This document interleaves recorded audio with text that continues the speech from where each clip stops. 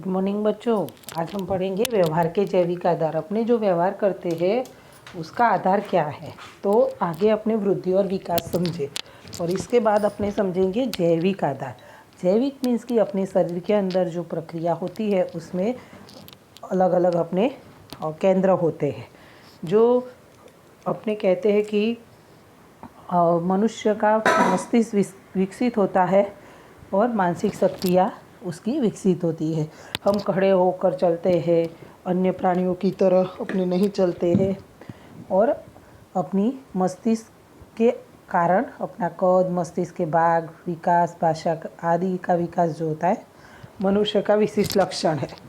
हजारों वर्ष के बाद मस्तिष्क और चेतातंत्र के विकास के परिणाम स्वरूप मनुष्य अमूर्त विचार, तर्क जैसी उच्च बोधात्मक शक्तियों के साथ व्यवहार करता है। मनुष्य व्यवहार और उससे संबंधित शारीरिक प्रक्रियाओं की जानकारी प्राप्त करने के लिए शरीर रचना, शरीर विज्ञान, मस्तिष्क के कार्य तथा चेतातंत्र का विस्तार से अध्ययन करना अत्यंत आवश्यक होता है। तो पृथ्वी पर कद, आकार, व्यवहार में भिन्नता में असंख्य सजीव रहते हैं। वो तमाम सजीवों में मनुष्य चेतातंत्र सबसे अधिक विकसित है। तो हजारों वर्ष के बाद भी मनुष्य में विकास की प्रक्रिया है और वो जारी है और जारी रहेगी। वृद्धि के साथ साथ व्यवहार का विकास होता है व्यक्ति के, और जीवशास्त्री और मनोवैज्ञानिक इन बातों से सहमत हुए कि व्यवहार और शारीरिक परिवर्तन एक साथ होते हैं। कई रोग, दवा या दुर्घटना द्वारा मस्तिष्क के कोषों को चोट पहुंचती हो, ऐसे किस्सों में अवलोकन करने के द्वारा व्यवहार के जैविक आधारों की जानकारी प्राप्त होती है। कभी कभी मानो कि कोई किसी को अकस्मात हुआ, तो अकस्मात में मस्तिष्क में चोट लग गई, तो जो जिस केंद्र पे चोट लगी होती है वो उसके शरीर के जो अलग अलग अंग होते हैं वो उसके काम नहीं करते हैं। तो मस्तिष्क के कोषों के द्वारा संवेदन होता है, प्रत्यक्षीकरण होता है, स्मृति, तर्क जैसी महत्वपूर्ण प्रक्रिया उत्पन्न होती है। तो कोषों में कमी के कारण विकृति भी होती है। व्यक्ति बुद्धि, सीखने की शक्ति, स्मृति तथा शारीरिक और मानसिक लक्षणों के मुद्दों में एक दूसरे से भिन्न है। व्यक्ति के ऐसे विशिष्ट लक्षण मस्तिष्क, व्यवहार और सामाजिक सांस्कृतिक वातावरण की अंतःक्रिया के परिणाम स्वरूप होते हैं। आपको यहाँ दर्शाया है, ये पूरक जानकारी है, आपको याद रखने की ज़रूरत नहीं है आकृति में। तो विकास की प्रक्रिया के दौरान मनुष्य के शरीर जो होते हैं, शारीरिक पहलुओं पाए जाने जो परिवर्तन है वो आवश्यकता के प्रभाव के परिणाम है। प्राचीन समय में भी मनुष्य जाति में कार्य विभाजन पाया जाता। पुरुष हमेशा कौन से कार्य करते थे, तो दूर दूर से स्थान से भोजन ढूंढ कर लाना और शिकार जैसे कार्य करने कर पड़ते थे, जबकि स्त्रियां गृह कार्य और बच्चों का लालन पालन करती थी। मनुष्य का अलग अलग आवश्यकता के संदर्भ में अलग अलग संस्कृति में पुरुष और स्त्री के भूमिका अलग अलग थी पहले की। ऐसा नहीं कि स्त्री और पुरुष की भूमिका एक ही थी सबकी, तो आवश्यक संस्कृति के आधार पर अलग अलग थी। समाज में व्यक्ति का विविध प्रकार के कार्य कुशलता का होना आवश्यक होता था। आधुनिक समाज में क्या, औद्योगिक समाज विकसित हुआ और स्त्रियां क्या करती थी, पहले बारीकी का काम करते थे, पुरुष कठोर कार्य करते थे। उदाहरण स्वरूप अपने देखें तो जो रूढ़िगत परंपराएं है वो व्यवसाय में धीरे धीरे परिवर्तन आए। अब स्त्रियां क्या कर रही है, सेना में भी जा रही है, सेना में, चिकित्सा क्षेत्र में आदि क्षेत्रों में वो जाने सेवाएं अपनी दे रही है। जबकि जो बड़े बड़े होटल जो है उसमें रसोई के रूप में पुरुष कार्य कर रहे हैं। तो समय समय पर मनुष्य में होने वाले जो बदलाव है वो जैविक और व्यवहारिक परिवर्तनों में वातावरण का महत्व को निर्देश करता है। तो ये सजीवों में साधनों के लिए स्पर्धा उत्पन्न करते हैं और वातावरण जन्य परिवर्तनों से संघर्ष कर सकते हैं। वे ही अपना अस्तित्व बनाए रख सकते हैं। मानव उत्क्रांति के सीमा स्तंभ है 3 है। वो पहला व्यापकता, दूसरा है व्यक्ति का, दूसरा है मस्तिष्क का विकास और तीसरा है भाषा का विकास। व्यापकता यानी 2 पग से चलने वाले प्राणी। मनुष्य सीधे खड़े होकर चलने की शक्ति निर्देश करती है। 2 पैरों से चल सकते हैं अपने, तो उसे 2 पगता कहते हैं।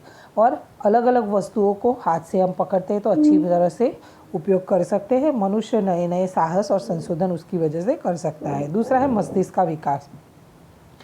मस्तिष्क का विकास मस्तिष्क के कद और मस्तिष्क के विशिष्ट स्नायुओं और सानुपांतिक विकास का निर्देश करता है। शरीर के वजन के संदर्भ में मस्तिष्क के वजन के मुद्दे पर मानव मस्तिष्क उच्च कोटि का होता है। वानर मस्तिष्क की अपेक्षा 3 से 4 गुना वजन वाला होता है। परिणाम स्वरूप मानव जो मस्तिष्क है वो जटिल विचार, तर्क, स्मृति या समस्या निवारण जैसी शक्तियों का मनुष्य में अधिक प्रमाण में पाई जाती है, जो उच्च बोधात्मक शक्ति प्राप्त करती है। तीसरा है भाषा का विकास, जो अन्य प्राणियों के सामने मनुष्य में भाषा का विकास है और मनुष्य के साथ की आंतरक्रिया को प्रभावकारी बनाता है।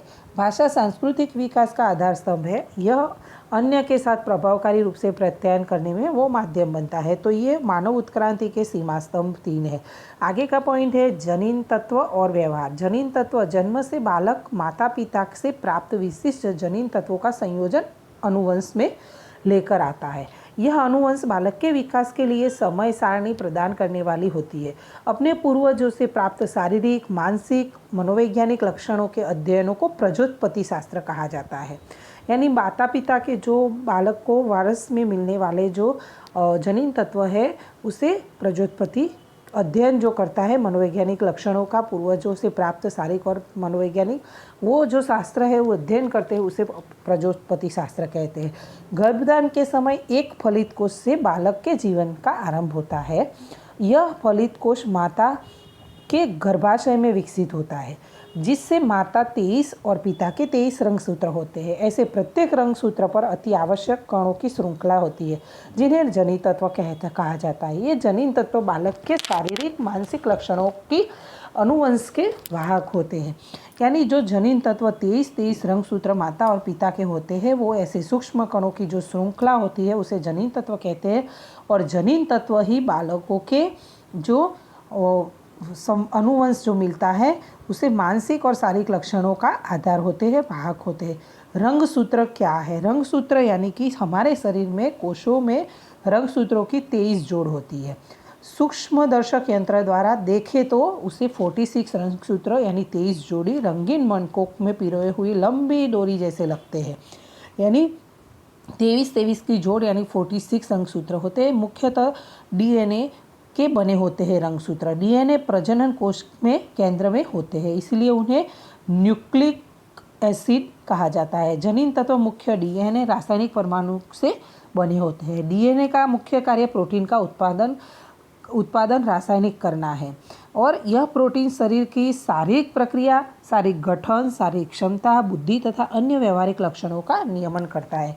ऊपर बताए गए अनुसार हमारे शरीर के अधिकांश भाग में के कोष रंगसूत्रों की 23 जोड़ों से बने होते हैं, किंतु प्रजनन कोष इसमें अपवाद होते हैं। स्त्री और पुरुष के प्रजनन कोष में रंगसूत्रों की 23 जोड़ी नहीं बल्कि 23 एकाकी रंगसूत्र होते हैं। स्त्री के प्रजनन कोष को स्त्री बीज या अंडकोश और पुरुष के प्रजनन कोष को शुक्रकोश कहा जाता है। ये प्रश्न आपको शॉर्ट क्वेश्चन में भी आता है। इसमें से जो शॉर्ट क्वेश्चन निकल सकते हैं तो वो मैं आपको बता रही हूँ कि माता और पिता के रंगसूत्र कितने होते हैं वो भी निकल सकता है। व्यक्ति के सूक्ष्म हमारे शरीर कोशों में रंगसूत्रों की कितनी जोड़ी होती है तो 23 जोड़ी होती है। उसमें 46 रंगसूत्र मनकों पिरो में लंबी डोरी जैसे लगते हैं। डीएनए का मुख्य कार्य क्या है? तो डीएनए का मुख्य कार्य प्रोटीन का उत्पादन रासायनिक करना है। और इस तरह से आगे स्त्री बीज को क्या कहते हैं? स्त्री के प्रजनन कोष को क्या कहते हैं? तो स्त्री बीज या अंडकोश कहते हैं। और पुरुष के प्रजनन कोष को क्या कहते हैं? तो शुक्राणु कहते हैं। गर्भधान के समय माता की ओर से 23 और पिता की ओर से 23 रंगसूत्र अनुवंश में प्राप्त होते हैं। प्रत्येक रंगसूत्र हजारों के जनिन तत्व वाले होते हैं। इसके बावजूद पुरुष के रंगसूत्र विशेष मुद्दों के कारण अलग होते हैं। शुक्रकोश का 23 रंगसूत्र या तो लंबा X प्रकार का अथवा तो 1/3 कद या Y प्रकार का ही हो सकता है। यदि पुरुष के प्रजनन कोष में से X प्रकार का प्रजनन कोष स्त्री प्रजनन कोष को फलित करता है तो फलित स्त्री बीज जो होता है रंगसूत्रों की 23वीं जोड़ी XX रंगसूत्रों की बनेगी। परिणाम स्वरूप क्या होगा? जो जन्म लेने वाला बालक है वो लड़की होगी। इसके विपरीत पुरुष के प्रजनन कोष में से Y प्रकार का प्रजनन कोष स्त्री बीज के X प्रकार के स्त्री बीज को फलित करता है तो स्त्री बीज में रंगसूत्रों की 23वीं जोड़ी XY रंगसूत्र बनेगी। परिणाम स्वरूप जो लड़के का जन्म होगा, यानी जो जन्म लेने वाला बालक है वो लड़का होगा। यानी क्या हुआ, एक्स इसके लिए लड़का और लड़की, जो बालक पैदा होता है उसमें लड़की और लड़के के लिए कौन जिम्मेदार ठहरा, पुरुष, क्योंकि पुरुष का ही प्रजनन कोष में वाई प्रकार का रंगसूत्र जो है, प्रजनन कोष में से वाई प्रकार का प्रजनन कोष जो फलित होगा तो ही स्त्री बीज के एक्स प्रकार के फलित करता है, तो ही वो बालक पैदा होने वाला लड़का होगा। परिणाम स्वरूप लड़के का जन्म होता है।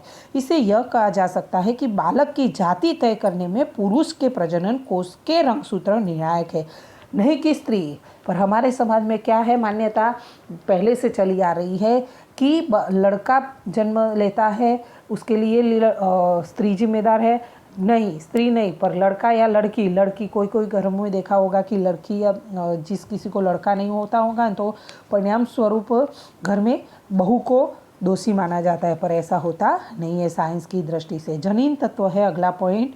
प्रत्येक रंगसूत्र हजारों की संख्या में अनुवंश में से प्राप्त लक्षणों के नियंत्रक संग्रहित होते हैं, जिन्हें जनीन तत्व कहा जाता है। जनीन तत्व को शारीरिक और मानसिक लक्षणों के अनुवंश के वाहक के रूप में भी जाना जाता है। जनीन तत्व किसके वाहक है, शारीरिक और मानसिक लक्षणों के अनुवंश के वाहक है। चेतातंत्र के विकास में जनीन तत्वों का योगदान महत्वपूर्ण है। बालक को माता पिता से अनुवंश में प्राप्त पूर्ण जनीन तत्वों के समूह को जीनोटाइप कहा जाता है। शॉर्ट क्वेश्चन ऐसा लिखना पूछने आए कि जीनोटाइप किसे कहते हैं, तो माता पिता द्वारा जो अनुवंश में प्राप्त जनीन तत्वों के समूह को जीनोटाइप कहते हैं। व्यक्ति को जिसके द्वारा पहचाना जा सके, जैसे कि शरीर का गठन, आंखों का रंग, बालों का रंग, चमड़ी का रंग आदि जैसे अवलोकित लक्षणों के समूह को फिनोटाइप कहते हैं। फिनोटाइप और जीनोटाइप किसे कहते हैं, तो माता पिता द्वारा अनुवंश में जो प्राप्त लक्षण जनीन तत्व है उसे जीनोटाइप कहते हैं, समूह है उसे। और फिनोटाइप आंखों का रंग, बालों का रंग, जो बाहरी दिखावा है, अवलोकित हो सके ऐसे समूह को फिनोटाइप कहते हैं। बुद्धि या मानसिक विकृतियाँ जैसे व्यवहार संबंधी लक्षणों के जैवीय आधारों की जानकारी देखने वाले अध्ययन क्षेत्र को व्यावहारिक जनीन तत्व शास्त्र कहा जाता है। समाज में अनुवंश प्राप्त हुए हो, इसके बावजूद बालक व्यवहार के संबंध में अपने माता पिता की अपेक्षा अलग होता है। ऐसा अंतर के दो कारण हो सकते हैं। जैसे कि अपने देखते हैं कि अनुवंश माता पिता का है पर तो भी बालक माता पिता से अलग होते हैं, तो उसके दो कारण हैं। प्रथम, बालकों के जनीन तत्व को अनुवंश में प्राप्त होते हैं, किंतु उनके माता पिता को आगे की पीढ़ी के द्वारा भी प्राप्त अनुवंश इस अंतर के लिए जिम्मेदार होते हैं। कभी कभी नहीं कहते कि शादी के लिए जब लड़की या लड़का देखना हो ना, तो आगे की 7 पीढ़ी तक, पहले के ज़माने में ऐसा था कि आगे की 7 पीढ़ी के मामा लड़की होती है तो लड़की की मम्मी के मायके पक्ष वाले और लड़के के पूरे 7 जो पुराने पीढ़ी है वहाँ 7 पीढ़ी तक देखा जाता था। क्यों? क्योंकि कभी कभी ऐसा होता है कि ज़रूरी नहीं है कि माता पिता के ही लक्षण बालक में आते हैं, कभी कभी दादा, परदादा तो या मामा, उनके भी लक्षण आते हैं। कभी कभी आपने देखा होगा कि आपका चेहरा मामा के जैसा होगा, या बहन का चेहरा मामा के जो मौसार या दादी होती है उनके जैसा होगा, तो वो भी कभी कभी जिम्मेदार हो सकता है। दूसरा कारण है बालक माता पिता की अपेक्षा अलग पर्यावरण में रहकर पले रहे हो, यह भी हो सकता है। इस प्रकार के व्यवहार के लिए अनुवंश और पर्यावरण दोनों कारक एक समान महत्वपूर्ण है। आगे के चैप्टर में अपने पढ़ा कि वृद्धि और विकास पर आधारित क्या है, तो बालक विकास पर्यावरण, कौन से पर्यावरण में रहता है वो इम्पोर्टेंट है।